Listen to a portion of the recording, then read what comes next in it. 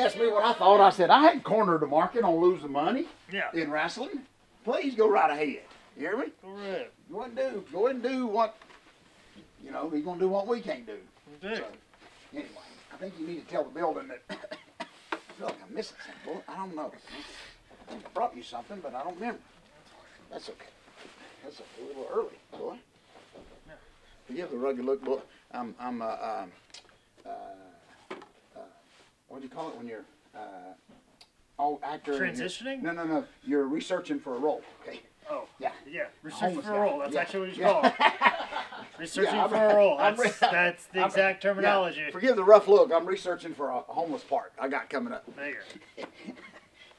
That was a good one there, Bull. That was should good. Have saved that. Should have saved that for the show. Yeah. Bull. I'm about to die here. Okay, all right. Here we go. Ladies and gentlemen, welcome to the Daddy Work You Wrestle. Hear the claps. You know what time it is. George, how was the weekend? Boy, so glad to be here a little early today. Of course, it'll be the same time whenever people watch it, but whenever they decide to watch it. But anyway, so glad to be here a little early today before everybody gets here and we tell them to be quiet, and they're not quiet anyway. Yeah. So thank you so much for that great introduction, Bullet. I shared with you a little bit earlier. Got a good response from you. I'll show it again. I look a little rugged today, but it's for this big part. I'm hoping to get the homeless guy. Okay, instead of wrestlers meet zombies, it's going to be wrestlers meet homeless guys. Okay, and homeless guy is going to beat the crap out of the wrestlers. But anyway, Bullet, what a great week we're coming off of.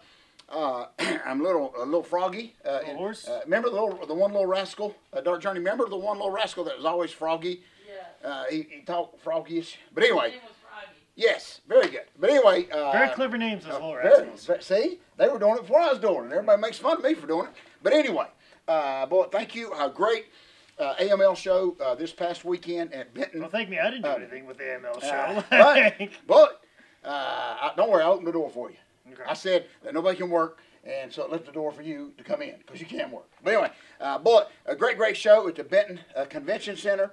Boy, I was kind of nervous at first because we do WrestleCade at that same facility, and then I was wondering how we were going to kind of downsize it a little bit with that building, if you could do that possibly. But anyway, we did, and a tremendous crowd. We're actually going back next month.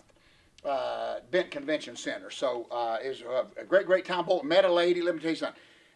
I got to be careful who I make mad. Bullet, listen to this. A lady at ringside hated me. I mean, that ain't nothing new. Women that ain't ringside hate me for some reason. But anyway, especially a high school sweetheart, it broke my heart. But anyway, this lady was she was either really hating me or she was working with me, because she was doing everything that they did like in the 50s at ringside. She was doing this, cussing me. Now, she did the old favorite where she even grabbed her boobs. I'm seriously, I don't know if you've seen that. That's an old favorite? No, they used to do that back in the day. Or were her boobs an old favorite? Well, they were on old favorite. Okay. But anyway, so she grabbed her boobs. That's family friendly boobs. But anyway, and I don't know how that's supposed to affect. It's like a crotch grab. Oh yeah. Our Heisman Trophy winner this year, he grabbed his crotch and exactly. No problems. Well, what's funny is she grabbed her own boobs. And I don't know how that's supposed to hurt me. She did the double Baker Mayfield. Yeah, exactly. And I think she went to a knee because she's selling it. But anyway, long story short, Lord, she was just having a good time. I think she actually probably meant to go next door to like this liquor seminar or something, and she just happened to walk in there. But she was having fun. But anyway, I said all that to say, Bullet, afterwards, after she called me everything book, she comes up to my table, purchased, believe it or not, 3 waters. I think she used that to offset the good time. But anyway, and then she said, I'd like to interview you. Bullet. Okay. Now, usually, when a woman grabs her boobs and says she wants to interview me, I take off running. Listen, she's probably the head editor at Vulture. I don't know. But listen to me. Boy, here's what was immaculate. So naturally me, being the nice, respectful gentleman that's playing the part of a homeless guy in my next movie, I said, well, what are you going to interview me for? And she said, Bullet, the New York Times. Bullet. I was going to say New York Times as a joke. No, listen, Bullet, I'm telling you. But listen, now if she's trying to pull one over on me, she's went way, and then I said, yeah, right, as that famous, yeah, right, as we always say. And then she gives me a business card. Bullet, I know you can do anything on the internet nowadays, but this is like the most official New York Times card that I've ever seen in my life. Okay? You mean to tell me a writer for the New York Times Bullet attended a professional wrestling show Yes. in Winston-Salem. Yes. And got so mad at something you've done for the last 30 years that she gave you the double Baker yes. Mayfield. That's right. And she works for the New York Times. Well, listen to if me. that's the case, then everything that Trump said about the New York Times is correct. Well, I vehemently agree that it's fake news and they're not real reporters. Let me tell you something. Because I expect a little bit more. I expect a little bit more out of Walter Cronkite. Well, listen to me. I'm telling you, and so I'm naturally in shock. Now, she could be working all of us, but later this week, I'm supposed to get a call from New York Times. Okay, so we will see. But just for that connection, she wanted to interview me right then, and I was just... From Ed Bradley. Ed Bradley from 60 Minutes is going to interview. You're going to get a call from him. They're going to be all Dan Rather's going to show up and do one of the big interviews. And look, and then they're going to darken the room, but have a flashlight in my face, and then I'm going to like expose wrestling. And modulate your voice. Yeah, exactly. I'll tell everybody, this is not George South here. This is not George. But I'm exposing, hey, you goof. Get. It's like that funny comedy thing a guy showed me about Lance Armstrong was on there. And, yep. I really laughed. The Tour de Pharmacy? Yes. John Cena's on there? Yes, and he, that one side of John Cena holding, pressing the guy on his head. That was, I don't know. Well, okay, you got to draw the line somewhere. I'm not a cheetah. No. I may have cheetah blood in me, but I'm not a cheetah. That joke. But that anyway, joke didn't get old. That was the easiest joke in the book. But I did think it was cool as heck to get Dolph Lundgren to play like the older version of John Cena. That was like movie of the week. Right. But anyway, I know I laughed when Lance Armstrong said, "Now you're sure nobody can see me, right?" Mm-hmm. And they had the lights on as he was. Well, maybe I need to put a hat on, and then they put a bicycle helmet on, and he's like, "I'm more recognizable now." But anyway, I hope the New York Times does call Bullet. I look forward to this. So, New York Times or on Hard Times? I want to say don't judge a book by its cover, but in this case, I say don't judge a Playboy book by its cover. Okay. So anyway, we survived Bullet. Of course, come back home, Bullet. This coming weekend. What a big weekend. Bullet Seagrove Super Show. The odds, like the weather report, the odds are like favoring that a cold front of Bullet Jake Manning may be coming through. Is that correct? Maybe for Seagrove Saturday. Oh yes, for sure. The weather report is at about 97%. Okay, wonderful. And of course, if our show ain't exciting enough, you may want to watch a little bit of this some ball game they got on this weekend. Some football. Eagles and the greatest quarterback. Somebody. I know.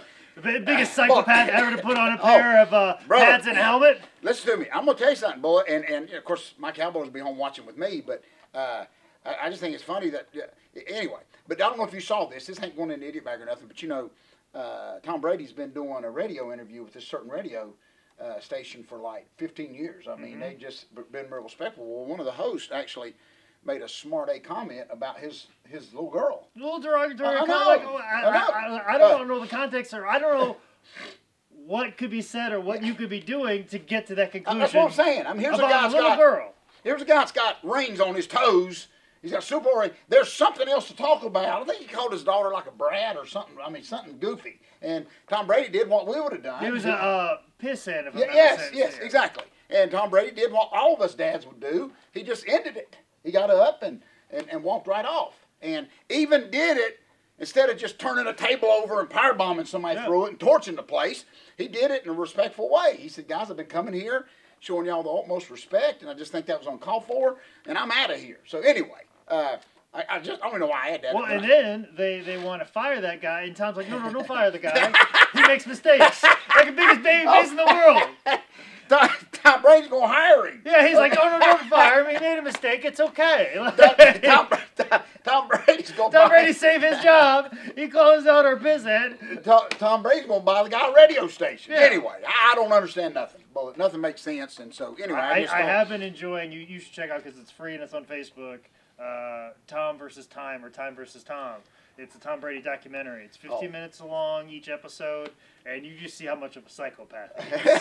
I think you can appreciate the fact that he's got this beautiful wife, Giselle, supermodel wife, and know what they showed him? They showed him at 10:30 at night. sitting in front of his computer, rewinding and fast forward, looking at plays to get ready for Sunday. He's got the most beautiful wife in bed. He's got his kids. He can kiss goodnight. And he said, and he even said on camera, "It's like I'd rather be here for 5-6 hours. I'd rather watch videotape for 5-6 hours. I love it." He's got to get that pass play right. But anyway, I just when I heard all that, I thought about what you just said about couldn't you come?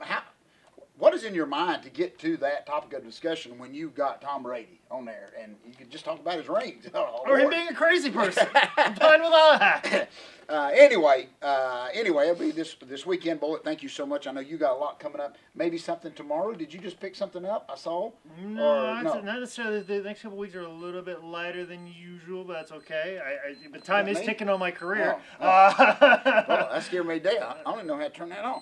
Yeah. What? There you go. You got it. It ain't never worked. That was the clock of my career. That was the last 30 seconds. Let me know time's up. That's what happened. Hey, we've been going so long. I got a Gene Anderson just walked out. But anyway. At the end of the month, I got the North Carolina Comedy Festival. And then, of course, I believe it's 2 weeks from now.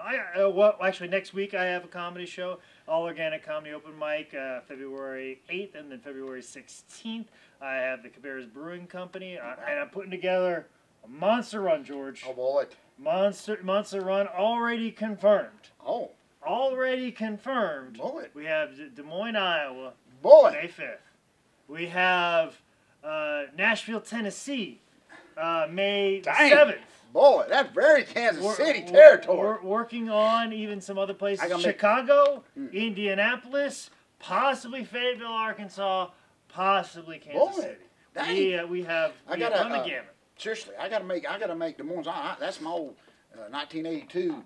When I went there and told Dusty I had a house, and he said it better have wheels. That's my old territory. I'll be right there, and I'm trying to get right around there in Kansas City. Tanya, they may have already blown me off, but I'm being very optimistic. Well, you may not remember this, but she was hot. She's still pretty tough.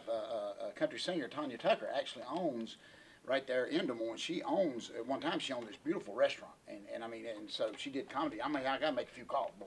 Okay, I may try to see if I can. See if you still got those hooks out there from states. See if they still remember me. Okay. All right. Well, so much going on. I know idiot of the week. Boy, let me tell you something. I give up. Listen, I hadn't really give up, but let me tell you something, boy. Okay. I watch some wrestling, as you know. I mean, if it's Steamboat or something like that, or if it's myself, I watch it, or my grandbaby making his comeback or whatever. But anyway, so the big talk this past weekend, and you know where I'm going with this, is, of course, the Royal Rumble. Excuse me, some of the surprise guests, and which I got very excited about that. I mean, because you know how I believe about it, boy. Anytime that somebody can still do what they love, you know, even if it's just one more time. But anyway, so I couldn't believe, and I'm going to throw probably 95% of the wrestling fans, because I was reading some of the comments about, not the men, I'm not talking about the men, but this women Royal Rumble, which, boy, I was very, very excited. I even... contacted Molly Holly and told her how proud I was of her. Well, excuse me, listen to me.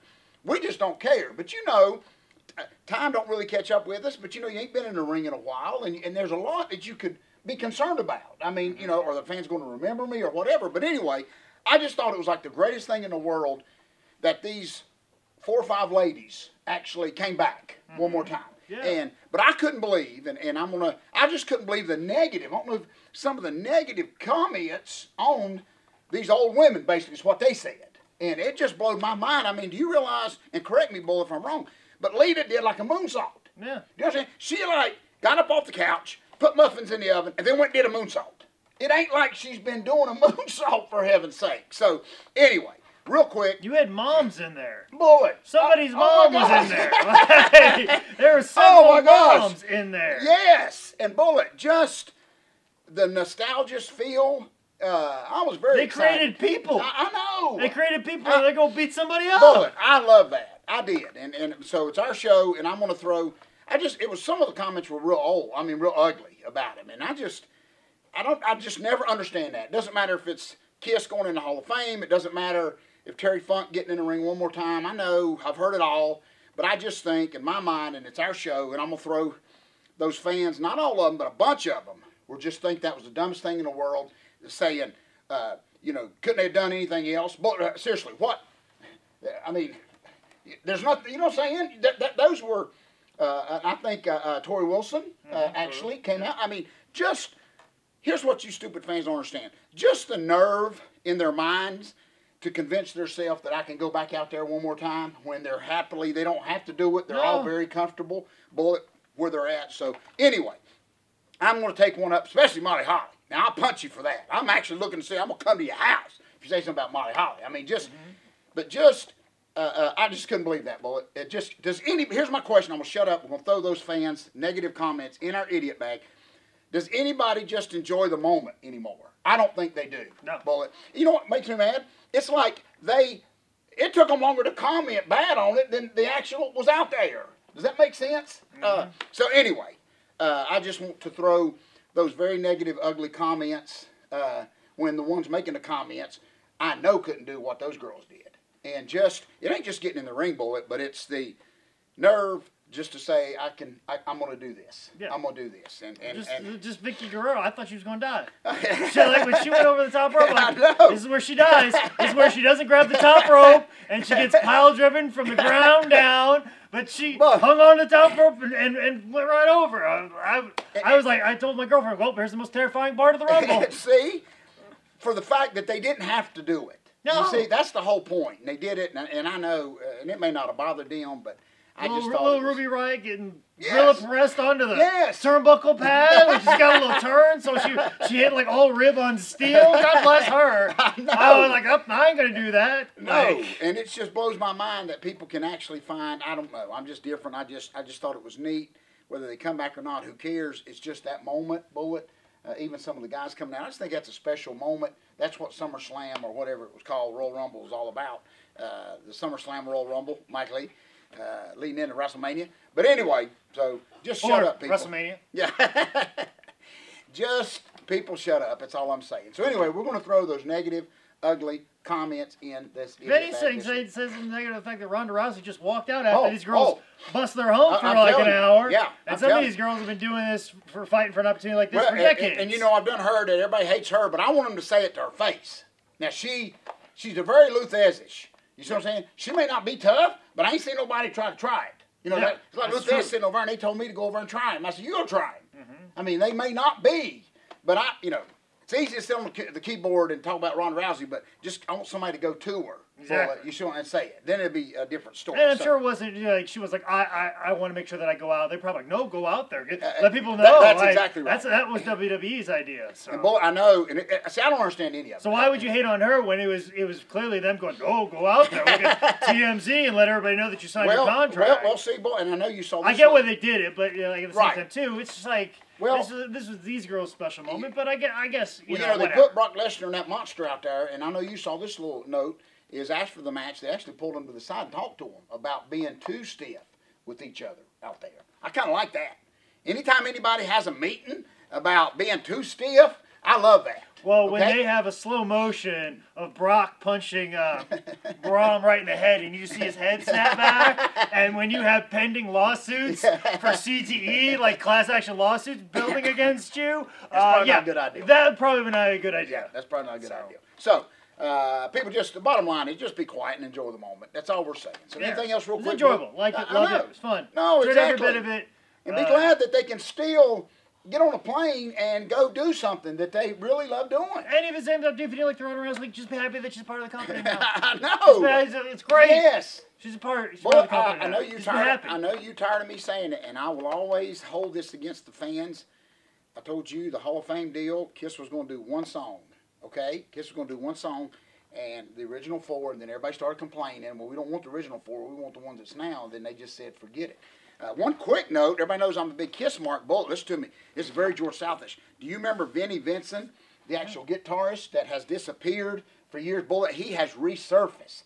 Listen to me. Gene Simmons is a genius. You know, he's delivering these vaults.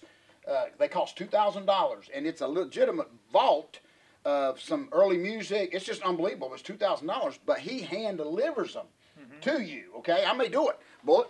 But listen to me. So he's already brought Ace Frehley with him. Okay, so they knock on your door. Yeah, you can't bring Paul because it's gonna be all day with Paul. It's probably like, this is the greatest collection of music ever recorded in Magnificent Strip. Where Gene's just like, give me the money. You know?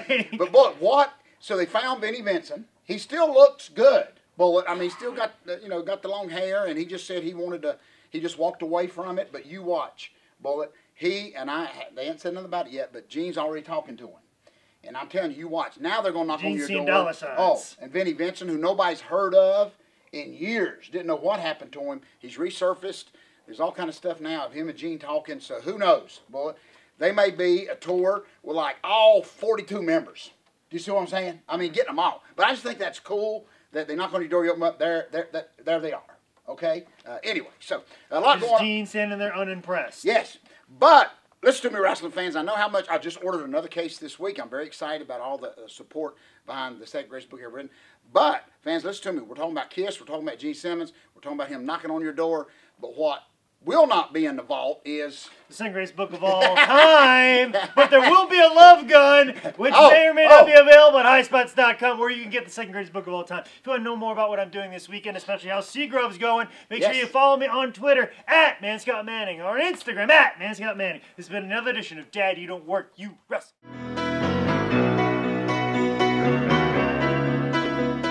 Good show, Bullet. Thank you. Thank you. As always. We may get Vinnie Vincent on this show, Mike Lee, before he gets big again. He'll do. Before he charges up, right? Well, we're gonna get Tom Brady, but he ain't doing no more PR work since they talked about his dollar. Oh, yeah. You got 42 world Super Bowl champ rings on him, and you want to talk about his daughter? Yeah, but you're right. He didn't want the guy to get fired. Yeah. It's very Barry Windhamish. You hear me? Very Barry Windhamish.